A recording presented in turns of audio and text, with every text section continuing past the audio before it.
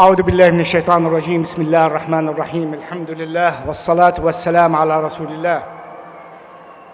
Dear brothers and sisters, Assalamu alaikum wa rahmatullahi wa barakatuh.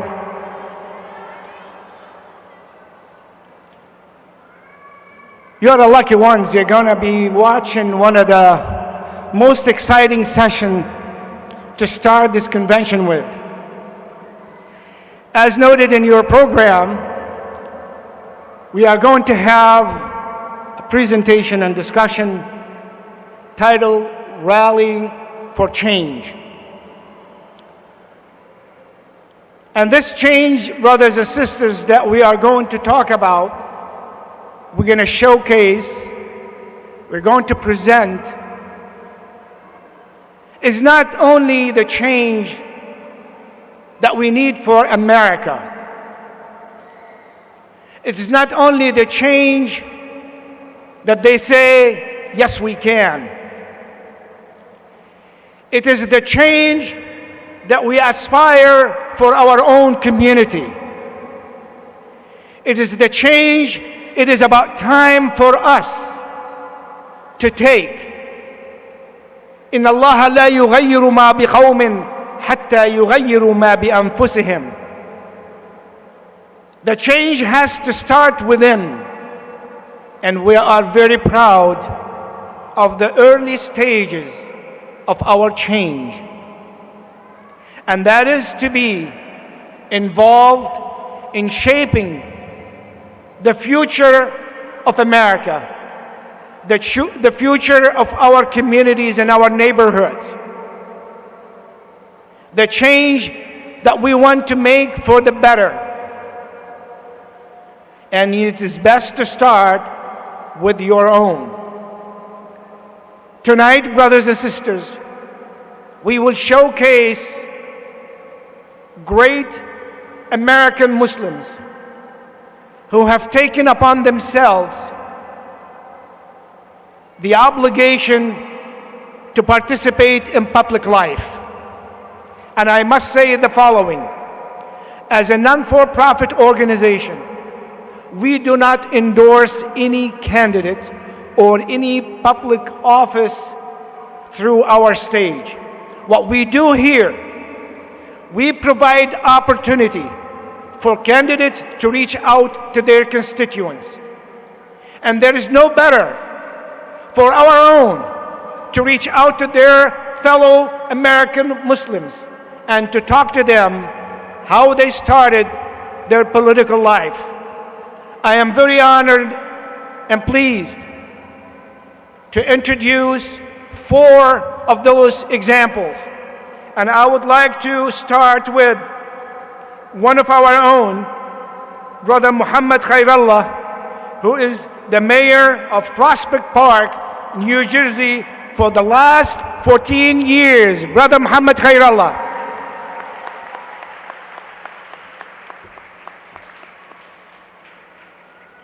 جزاك الله خير. السلام عليكم ورحمة الله وبركاته.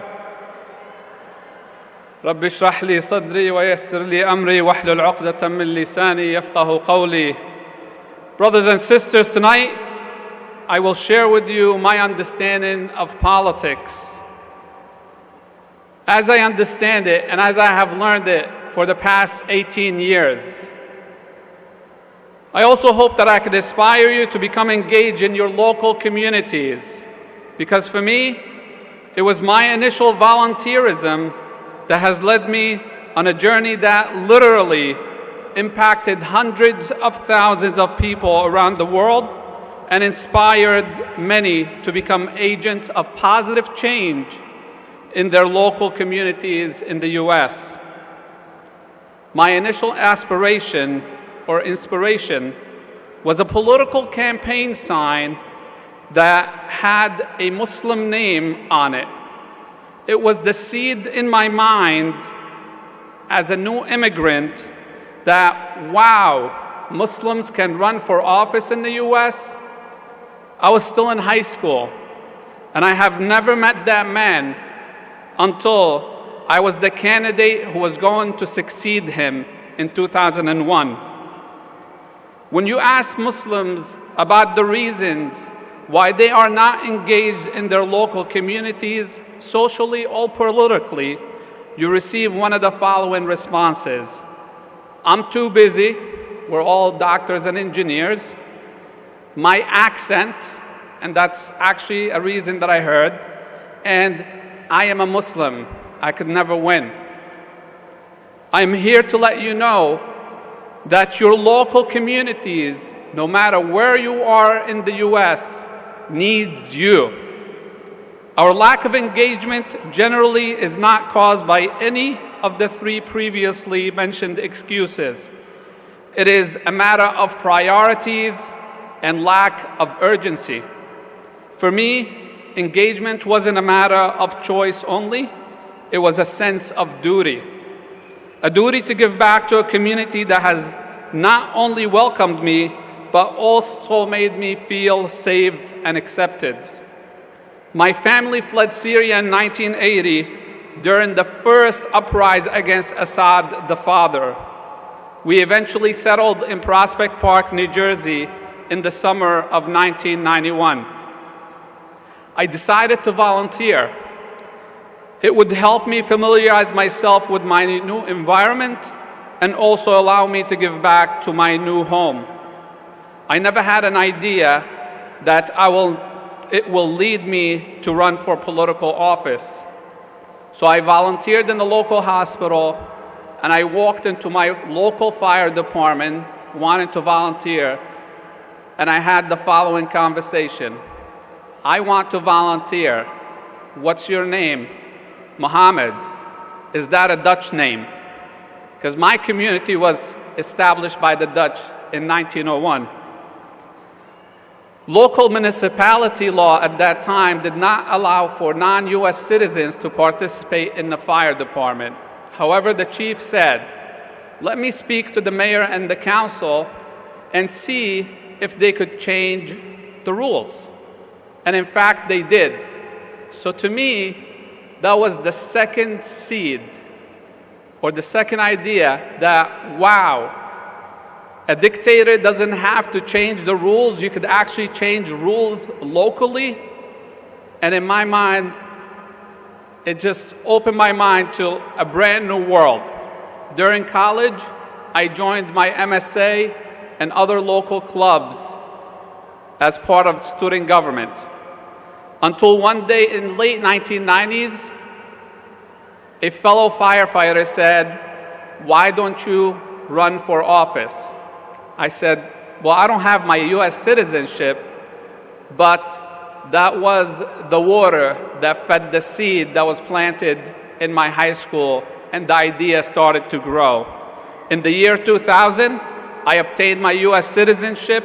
1 year later, I was an official candidate for political office. I ran to represent people who are like me, and I ran so I can serve my community at a higher level. When I started my political career, there were only 2 Muslim elected officials in my county. Now, in my county alone, there are over 50 members of council and board of education members. We have 1 county elected official and 4 political chairs. On a state level in New Jersey, we have 4 Muslim mayors. One of them is the first ever female Muslim mayor. 2 county elected officials, dozens of council members and board of education commissioners. Muslims now are deputy mayors. There are also members of planning boards, zoning boards, and economic development boards. New Jersey also recently had its first ever Muslim state cabinet level member in Secretary of Health Sharif al-Mahal, and more and more and more. It is no longer unique or odd for Muslims volunteering as firefighters, EMTs, or coaches. All of this happened with Allah's blessing, without a centralized organization. It happened through inspiration. It happened through a sense of urgency that we must do this. It happened due to a sense of duty. We must realize, at least for the immigrant part of our community, that we are not guests here. We are full-fledged U.S. citizens with roots that are entrenching deeper and deeper into the soil of our new country of citizenship each passing day. I was first elected to municipal council in November of 2001, 2 months after the tragic events of September 11. The pundit said that with Mohamed as a first name and Khairallah as a last name, I was not supposed to win the election. Guess what? They were wrong.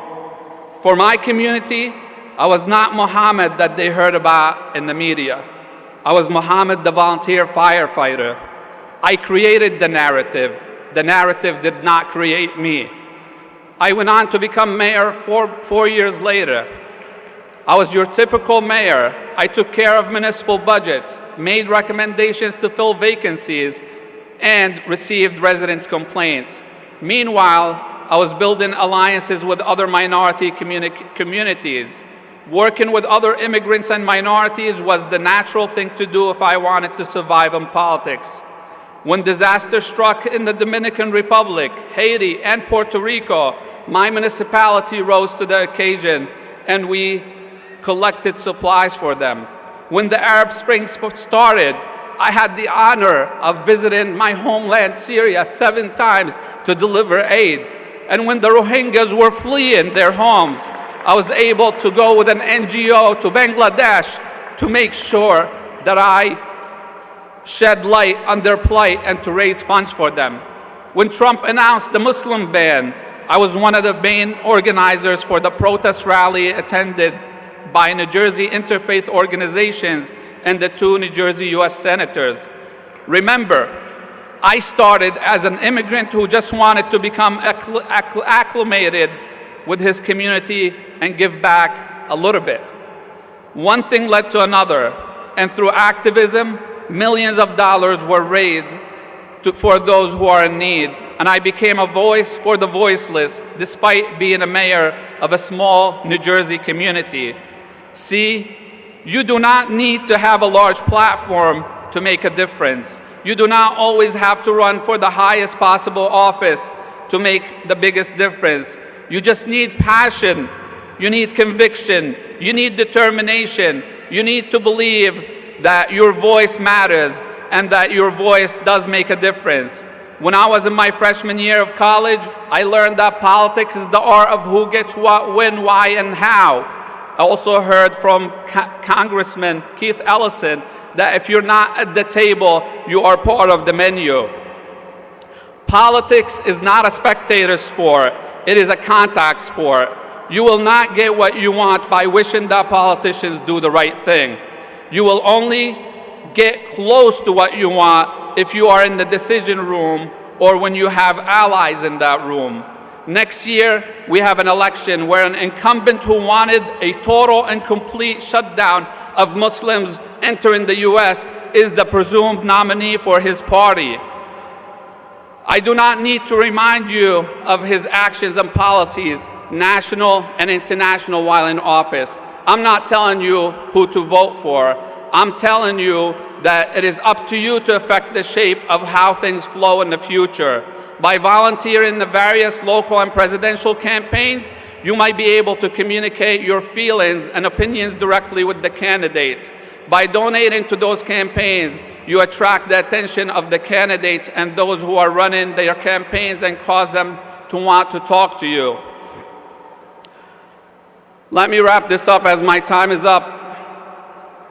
It is an election where you can't be too busy.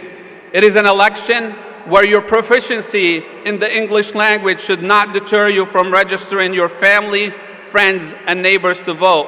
It is an election where you should declare loud and proud, yes, my name is Muhammad, Fatima, Aisha, Khalil, and I am a Muslim American. I am here to engage.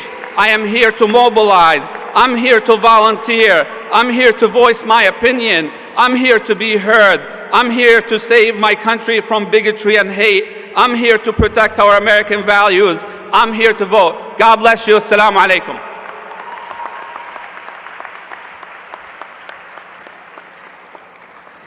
Yes, this is what we need, exactly what he said.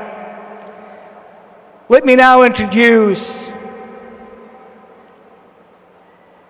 a daughter of ours, a sister of your peers, a young American with high hopes and high potential, energy, still asleep, but her energy is shining us all over. Abrar Omeish, who was just elected in Virginia, who ran and won a seat in Fairfax School Board with outstanding votes. Brothers and sisters, welcome Abrar Omeish. Assalamu alaikum wa rahmatullahi ta'ala wa barakatuh. Okay, it doesn't sound like we're ready. Assalamu alaikum wa rahmatullahi ta'ala wa barakatuh.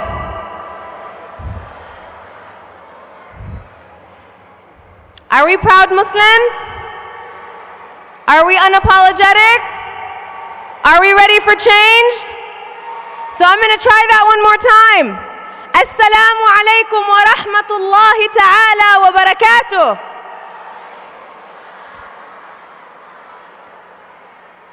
Bismillah, alhamdulillah, wassalatu wassalamu ala rasulillah wa ala alihi wa sahbihi wa man walah. Barakallahu fikum. As the brother mentioned, my name is Abrar Omeish. I come before you to remind us of the importance of 2020 and what's to come. Alhamdulillah, in my county of Fairfax, we were able to gain over 161,000 votes. And that's something that I expect, inshallah, of many people in this audience. And that's only a beginning, because I want to see many more, tens, hundreds, thousands of Muslim Americans across this country. Not just voting, we're past that, inshallah, but running and making it into office and serving in a variety of capacities, bi'idhnillah. You know, since the beginning of time, when Allah subhanahu wa ta'ala created humankind, what did He say? Inni ja'ilun fil ardi khalifa. Khalifa. We've seen many translations. Some people say vicegerent. Who even knows what that is? Caretaker, custodian. So what does it mean for our role in this country, on this earth, to be khulafa, to be a khalifa? We live in a country today where the average worker who makes minimum wage could work an entire day from beginning to end and not even make enough money to buy a ticket to this conference. We live in a country that's incredibly diverse, but where we have millions of people living in prisons. We're a society that, instead of addressing the root of the problem, we shove our issues into prisons that are far away. We have thousands of families, millions of families that live in poverty, that go home and they're hungry, they don't have anything to feed their children. We have people who sleep on the streets, and localities that enforce laws that keep them away from our community areas because it doesn't look good. And we are khulafa. Allah subhanahu wa ta'ala said, Inni ja'ilun fil ardi khalifa. That's us. And of course the angels doubted because they didn't think we were fit for that job. But it's our duty. Allah subhanahu wa ta'ala gave us that role. What are we going to do about our unemployment rate, about healthcare? Folks don't have access to basic human rights, can't afford them. Our climate, our earth, which has shown record numbers of heat over the past 15 years. Young people who are looking to us for leadership and who are now impatient and beginning to lead themselves. What's our role in that going to be? How are we going to answer to Allah subhanahu wa ta'ala? And how are we going to leave our mark as American Muslims in this country who follow the tradition of the Prophet ﷺ, who understand the importance of upholding justice and addressing oppression? Those who uplift minorities, uplift the poor and the marginalized and those without a voice. following the example of those who came before us, and guided by the divine guidance of Allah subhanahu wa ta'ala. So I want to mention that sometimes we don't have a sense of entitlement. That, believe me, in politics, I see far too often communities that will sue over the smallest little thing. But for us, sometimes we will take injustice, we will take marginalization, and we won't feel that same sense of entitlement that a Khalifa would feel, that if we're custodians of this earth, we are responsible for it, and we are just as entitled as anyone else to making sure that we have our rights, of course, but that we ensure those rights for everyone around us, that every community can be empowered and can ascend in this society, that we fulfill a reality where we have a true meritocracy, because too often we know that American dream is not within reach for so many. So we ask each and every one of us, let us ask ourselves, when Allah subhanahu wa ta'ala created us and said, "Inni ja'ilun fil ardi khalifa," are we fulfilling that? Are we engaging within the community and addressing the needs of our localities to know the pulse of what's going on? Do we have a feel for who lives in our community, what the needs are, who the people that are suffering are, to be those khulafa that Allah subhanahu wa ta'ala put on our earth? When our national budget, we spend over $650 billion on military, and less than 4% of our budget is on education. What are our priorities, and what are we going to do about it? Allah subhanahu wa ta'ala also tells us what? كُونُوا قَوَّامِينَ بِالْقِسْطِ شُهَدَاءَ لِلَّهِ. And in another verse says, كُونُوا قَوَّامِينَ لِلَّهِ شُهَدَاءَ بِالْقِسْطِ. If we are witnesses, members of our community, people who see these injustices happening, whether it's to us or to our communities, our neighbors, and we know that our Prophet ﷺ was one who wouldn't rest until everyone around him and everyone he could access was served, that our Khulafa al-Rashideen and the leaders that we know from our tradition are ones that put everyone around them before themselves. So are we ready for change? Are we ready for change? Are we ready to be Khulafa and make our print on this country? Inshallah, I look forward to seeing many of you. And as I said, we're past the stage of voting, folks. I want to see folks here running for office. I want to see you getting engaged. You know, my journey didn't actually start with politics. Because as public servants, as Muslim American public servants, when we make our intention sincere for Allah subhanahu wa ta'ala, which of course, as we know, is the most important thing, we begin with service. You might be a mother at home raising your children, and that's your service to your community. You may be a teacher, an educator, someone who works with young people and the future that they're investing in on a daily basis. As Brother Muhammad mentioned, you may be a local volunteer firefighter, you may be a physician, an engineer. You may be a senior citizen who's retired and has time on their hands. Each and every one of us has a role to contribute to our larger society. The Prophet ﷺ didn't keep himself within the Muslim bubble. He served and made alliances with all sorts of groups. And inshallah, 2020 is our opportunity. Let this be the year that we decide as Muslim Americans, we are mainstream. No one needs to tell us when we're ready to get out there. Young people, we're expecting it from you. I want to see each and every one of you out there. Let's hear it for change. Let's hear it for unapologetic Muslims that are going to be out there. And inshallah, once we begin to do that, we can take on this role of Khalifa and we can set forward an example. When we know in the Quran, Allah subhanahu wa ta'ala says, كُنْتُمْ خَيْرَ أُمَّةٍ أُخْرِجَتْ لِلنَّاسِ تَأْمُرُونَ بِالْمَعْرُوفِ وَتَنْهَوْنَ عَنِ الْمُنْكَرِ. That we can be a best people because we serve the humanity and we serve people and we worship Allah subhanahu wa ta'ala through our obligations to the community. And we live by that prophetic example, sallallahu alayhi wa sallam, because we owe no less. And so, we look forward with a positive attitude, inshallah. You know, sometimes the Prophet ﷺ himself said, if you know what I know, you would laugh little and cry a lot, because there is so much out there waiting for us. When we answer on Yawm al-Qiyamah, we have to make sure that we did our part, inshallah, so that we can answer for that role of being a Khalifa. But he also told us, sallallahu alayhi wasallam, al-fa'lu min al-iman, that optimism is of our faith.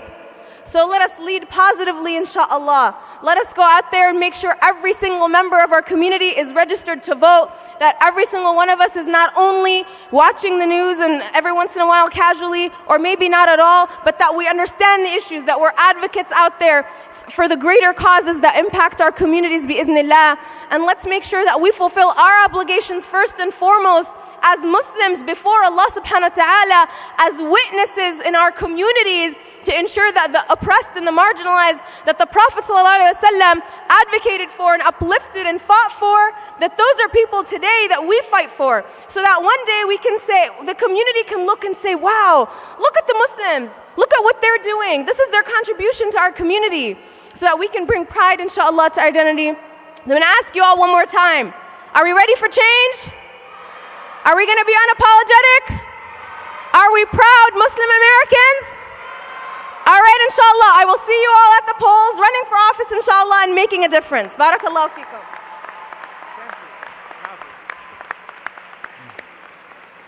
Now you know why she won, right? That's the kind of girl. Next, I would like to introduce a candidate from our own. Again, everything is homegrown. This candidate, if he wins, and inshallah, will be the first Arab and Muslim American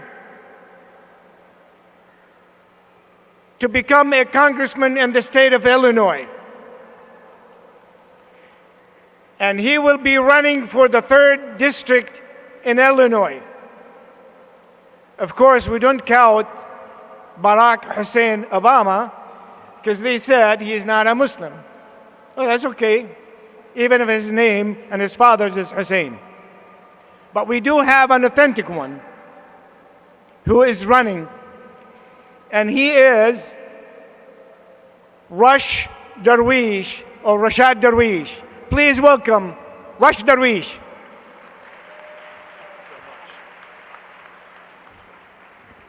Assalamu alaikum.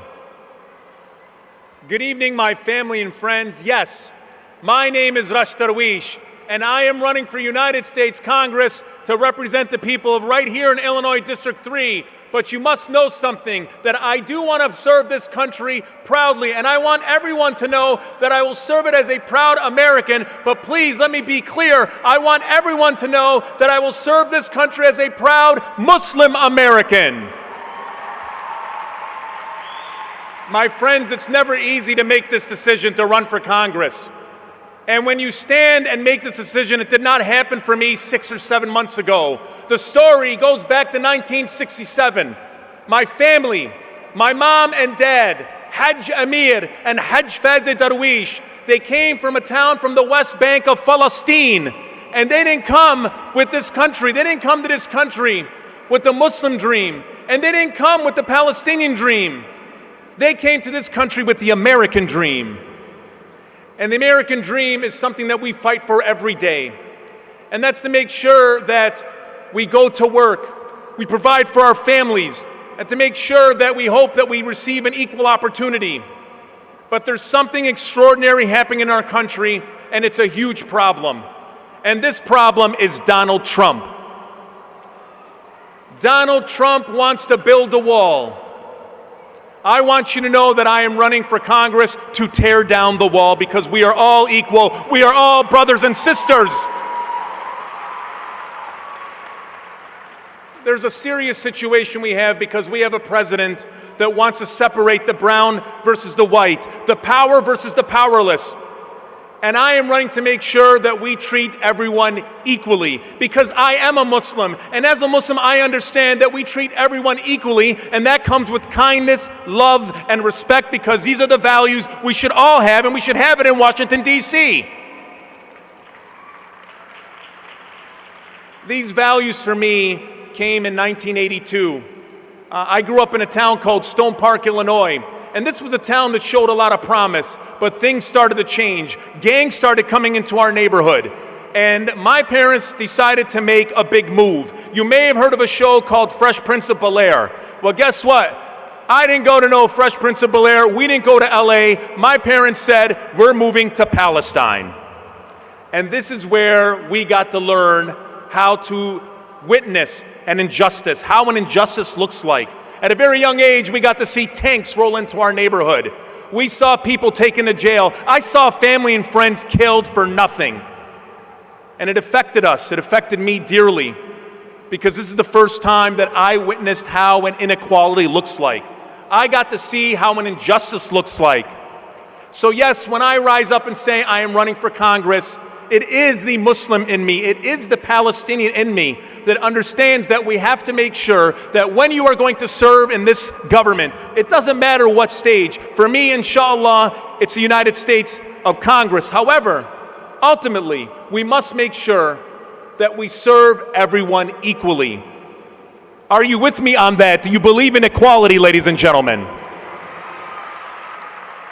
For far too long, we've had politicians of all shapes and sizes. They come from the wealth, they come from other upper class cities, and they come into our neighborhoods and they say that they're going to solve our problems. But I gotta be honest with you, those days are over. You know, the area that I come from, Illinois District 3, let me tell you a little bit about Illinois District 3. It's home to one of the largest Muslim communities in the country. And I'm proud to say that it's also home to the largest Palestinian community in the country. And I want to represent that community in Washington, D.C. And we have politicians for so many years, they come in and they promise that they're going to help us with immigration. They promise us that they're going to give us jobs and help us with our business permits and to make sure that we're part of the system, that we have a seat on the table. And for far too long, we've gotten those promises, and guess what's been delivered? Zero.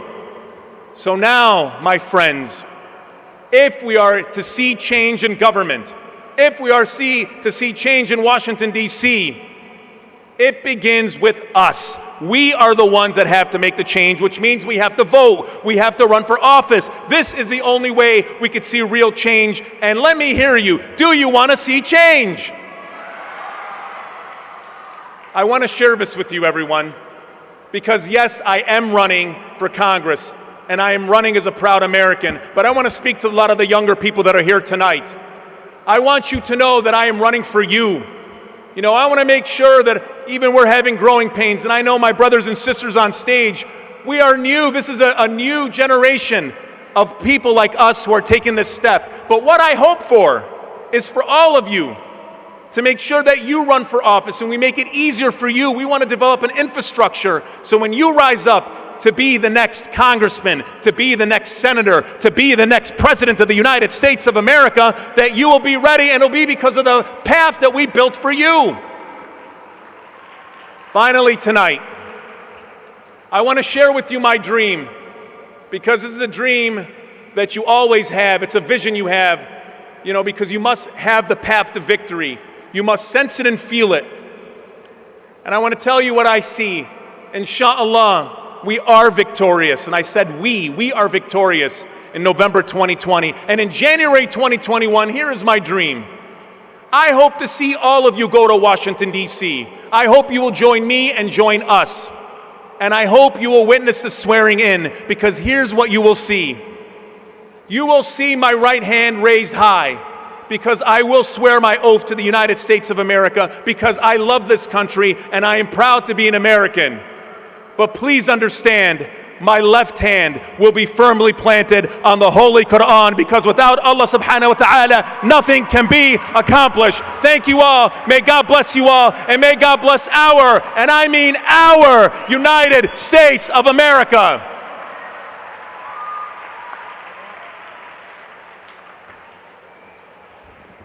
Yes, we have the finest running to represent this community and to represent America. Next, I would like to introduce another son of ours, a brother of your peers, a young American who have a dream, who have a commitment, who has dedicated himself to serve his country. Abdelnasser Rashid, I know him when he was a little kid at Universal School in Bridgeview, Illinois. Abdelnasser Rashid was the talk of the town at the Democratic Party for his excellent campaign that he ran last election. And this election round, he is running for Cook County Board of Review, a very important position. Brothers and sisters, for the hope of this community and the future of America, help me welcome Abdelnasser Rashid.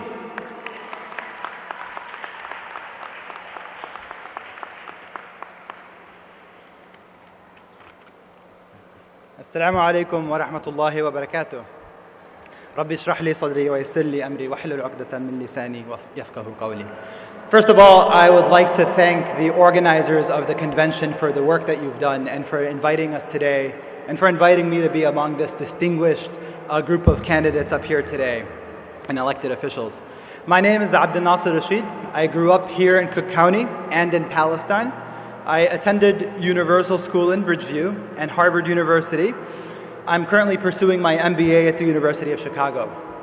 Last year, I ran for Cook County Commissioner and received 49.4% of the vote against the chairman of the Cook County Republican Party, coming 1% short of defeating the incumbent.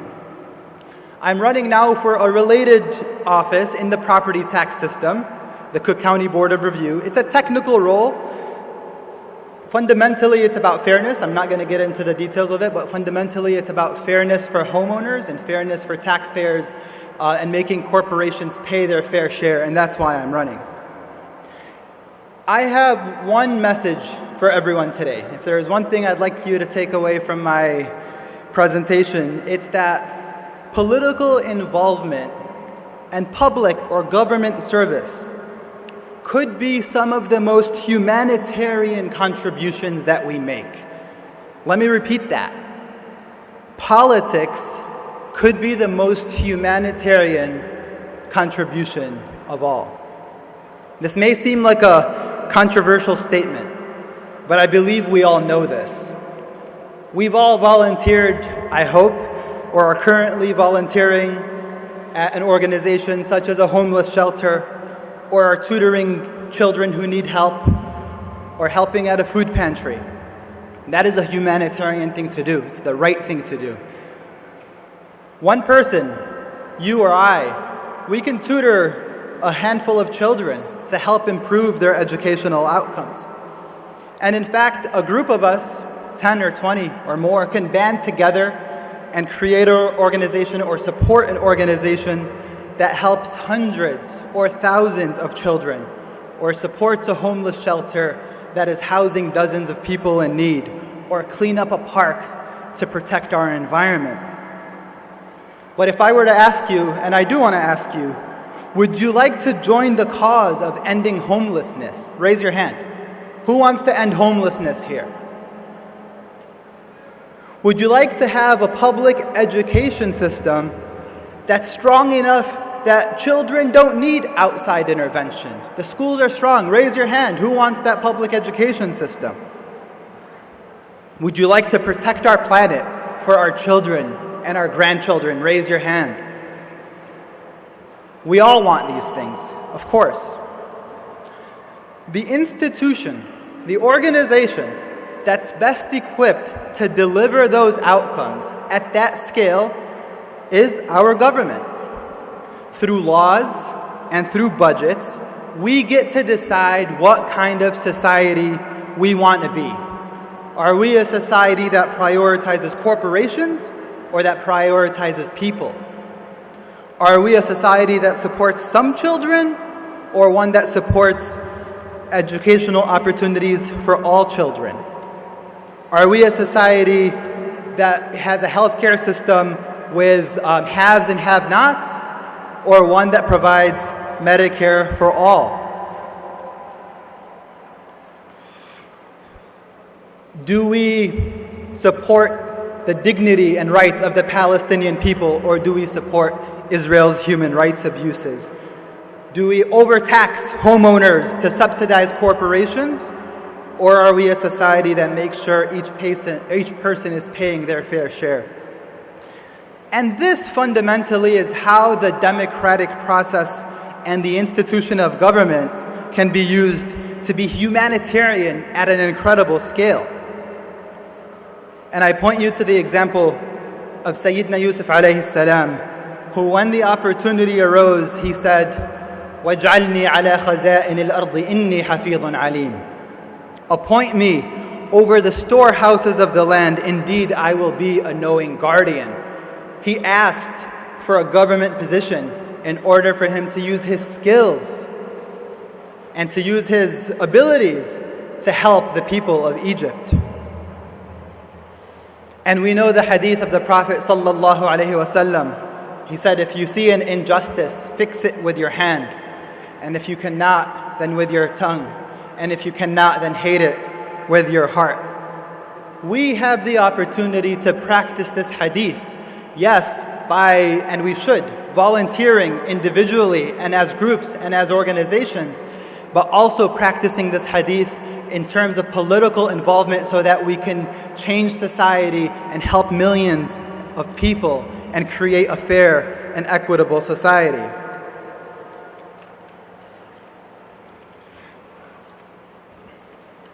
Our community has a tremendous and exemplary legacy of generosity, and we must continue it.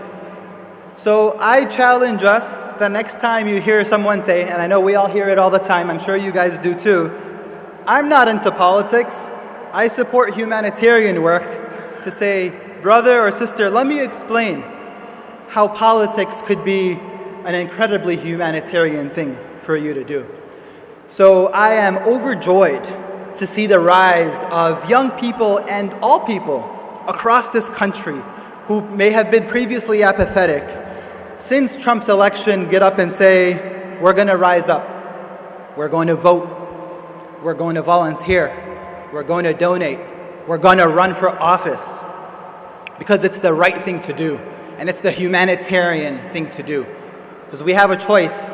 Do we want to hand our government to the people who are going to abuse that power, who are going to use it to self-deal and to only support their own interests? Or are we going to recruit and support candidates who are going to do the right thing and create a more just and more equitable society? It's our choice in a democracy. So today, I ask you, if you live here in Illinois, vote on March 17 and take people with you to vote. In my election last year, alhamdulillah, we doubled turnout in the Muslim and the Arab community in the district that I ran in. We doubled it.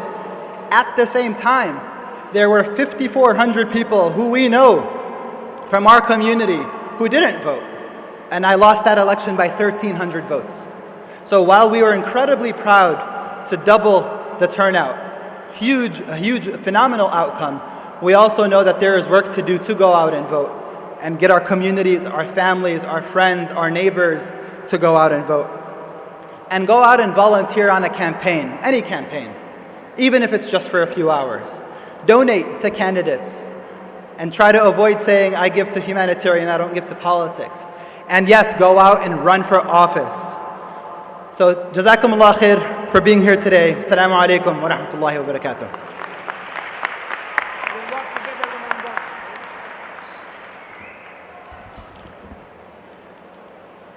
Okay, you have seen the sample, the great sample,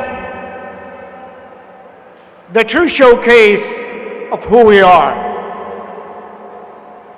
American Muslims who love their country,